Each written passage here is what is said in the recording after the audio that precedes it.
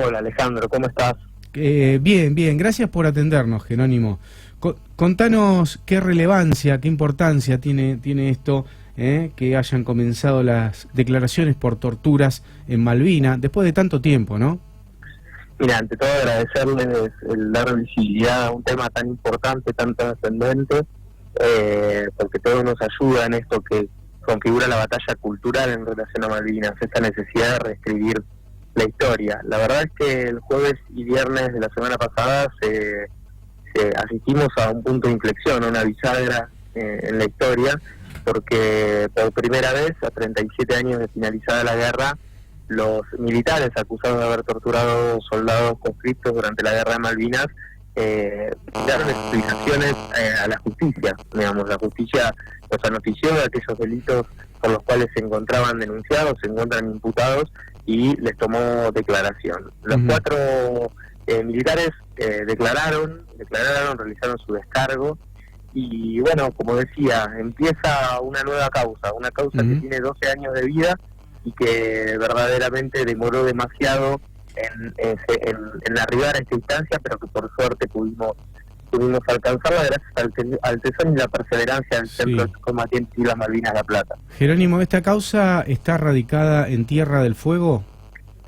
Así es, la causa inició en el año 2007, está radicada en el Juzgado Federal de Río Grande, Tierra del Fuego, y para dimensionarla en números, a la fecha hay 95 militares denunciados, hay más de 120 denunciantes y hay 105 casos que están bajo investigación. Pero esto es solo la punta del ovillo, porque la verdad es que conforme se va avanzando y se van conociendo estos sucesos, como lo de la semana pasada, son muchos los soldados que llaman al CECIN La Plata pidiendo un instancia, un diálogo para efectuar nuevas denuncias. Ajá, mira, ¿de qué forma podrían declarar los ex soldados? Porque me imagino, no sé si la mayoría quiere resguardar su identidad o no. Esto no es... A ver, el tema de la identidad no ha sido un planteo, sí. No.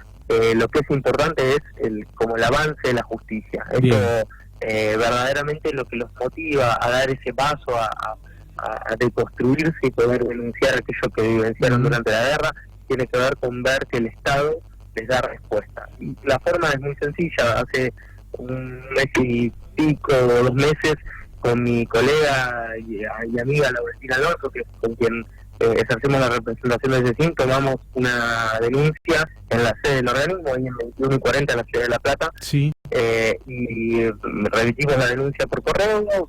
La denuncia fue incorporada y de hecho una de las personas indagadas el día jueves tuvo que responder por ese hecho que nosotros que denunció la víctima y que nosotros plasmamos en esa denuncia. Claro.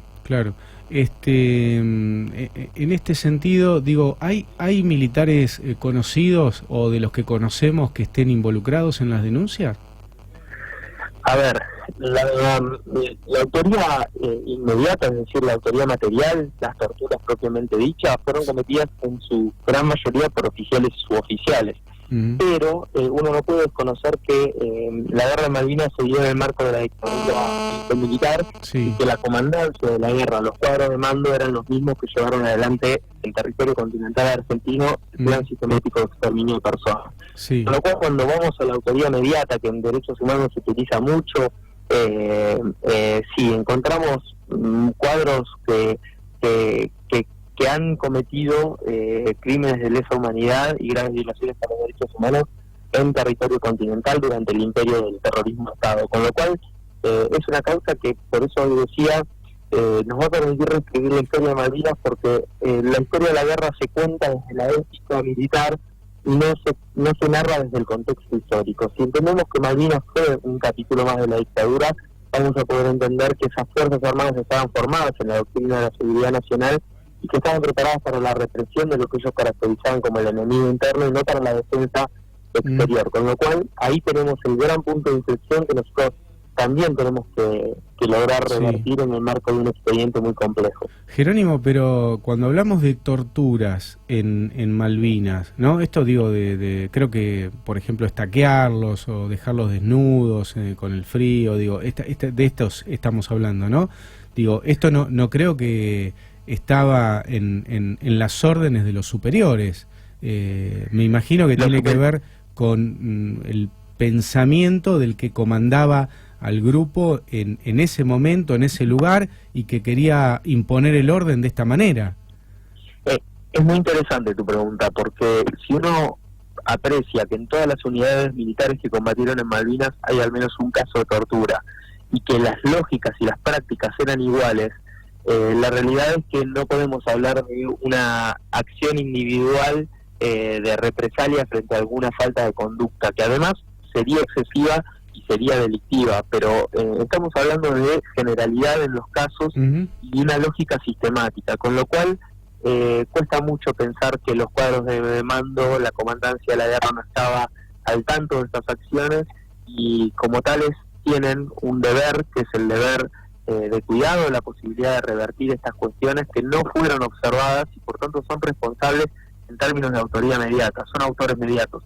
Aquí hay que entender que en relación a las graves violaciones, torturas, crímenes de lesa humanidad cometidas durante la guerra de Malvinas, la cadena de mando es responsable, penalmente responsable de estas cuestiones, y por eso nosotros desde el segundo vamos a parar que toda la cadena de mando y todos quienes tuvieron algún grado de responsabilidad en estos hechos den las explicaciones del caso y sean llevados a un juicio oral y público. Claro, y en este sentido, teniendo en cuenta esto que me decís, se podrían considerar estas denuncias como delitos de lesa humanidad.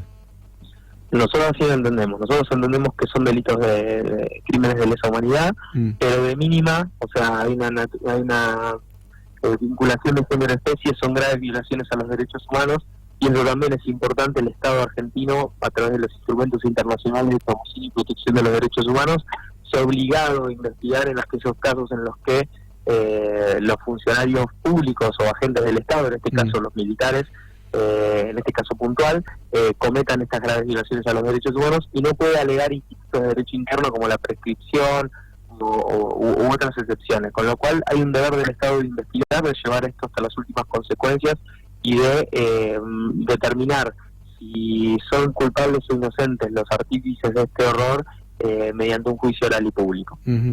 ¿Cómo pensás que va a cambiar el contexto de esta denuncia, de esta investigación con el nuevo gobierno, y de qué tiempo estamos hablando aproximadamente para llegar a un juicio oral? Yo creería que o pienso que el cambio de gobierno no debería afectar. No debería afectar. Si así fuera, es que antes también afectó el gobierno que afortunadamente salió y dejó el poder el día 10, y eso nos estaría hablando de una justicia adicta al poder. Yo tiendo a pensar y prefiero pensar que la justicia actúa de acuerdo a los estándares internacionales y con cierta independencia. Tampoco soy ingenuo, pero digamos, la jueza tiene, en este caso la doctora Burruto, que es la jueza federal y lleva la causa, tiene estándares y normativa internacional y local, normativa interna sobrada para poder llevar adelante con probidad esta investigación, y como se lo dije el otro día que tuve la posibilidad de cruzar una palabra con ella, en sus manos está la historia también, con lo cual tiene la historia la ha colocado en un lugar muy interesante para poder reescribir un hecho del pasado tan significativo para la historia argentina como fue la guerra de Malvinas, con lo cual espero que el cambio de gobierno no sea un obstáculo ni algo que promueva el avance de la investigación. Por otro lado, el tiempo, estamos preocupados. Hoy te decía que son 95 los militares denunciados, y luego de 12 años recién se recibió declaración indagatoria de 4, con lo cual nos están quedando 91, y a este ritmo son muchos los años que tenemos por delante, con lo cual sí aspiramos a que se dote de recursos. Esto le hemos pedido a la Corte Suprema de Justicia de la Nación, que dote de recursos al Juzgado de Río Grande para que acelere los tiempos y se pueda llevar más rápido a la verdad y a la justicia. Bien, Jerónimo, me resta preguntarte en este sentido, o quiero tener tu opinión al respecto, porque estamos hablando de justicia, y el presidente electo habló y destacó, no solo en el discurso de la Asamblea, sino en el discurso por la tarde-noche, lo que espera de la justicia argentina. ¿Cómo tomaste esas palabras? La verdad que Alberto Fernández es una referencia en materia de derecho, en materia de justicia, y es una persona muy razonable.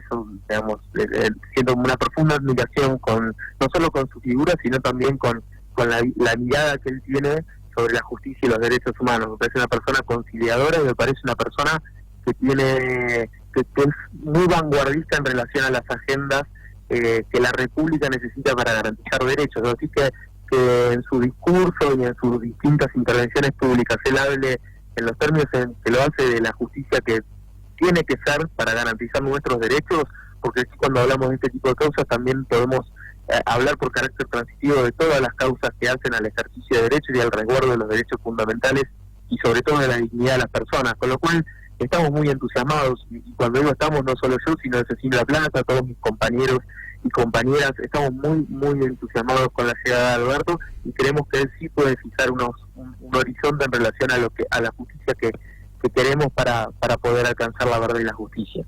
Jerónimo, gracias por la comunicación te la debo, ¿eh?